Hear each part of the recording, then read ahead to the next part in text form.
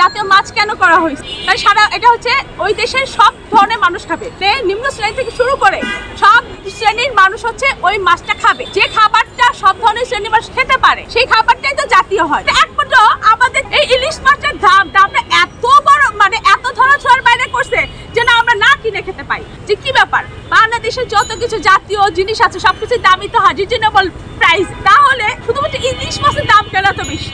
বাংলাদেশের দেশের মানুষ যেন আমরা যেন না কিনে খেতে পাই এবং ওটা যেন রয়ে যায়, ওই সুবিধার্থে তারা হচ্ছে আমাদের জন্য দাম বাড়িয়ে রাখে 2500 থেকে 3000। আর যে জিনিসটা দেশের বাইরে রপ্তানি করা যায় 1500 করে, তাহলে সেই জিনিসটা আমার দেশে উৎপাদন হচ্ছে, সেই জিনিসটা আমি তাহলে 1000 টাকায় কিনতে পারবো, 500 টাকায় কিনতে পারবো। অর্থাৎ দেশের বাইরের মানুষ যে টাকায় কিনবে তার থেকে 3 ভাগের 1 ভাগ দাম দিয়ে আমি কিনবো, আর আমার থেকে 2 ভাগ দাম বেশি দিয়ে তারা কিনবে। কিন্তু এইখানে আমার ক্ষেত্রে উল্টা হতো, আমার দেশের জাতীয় সম্পদ, আমার দেশের জাতীয় মাছ আমি খেতে পারছি না, দেশে বাইরে চলে যাচ্ছে। তাই আমাদেরকে জানতে হবে যে 1200 মেট্রিক টন ইলিশ ইন্ডিয়াতে পাঠাতে তারা বাধ্য কেন?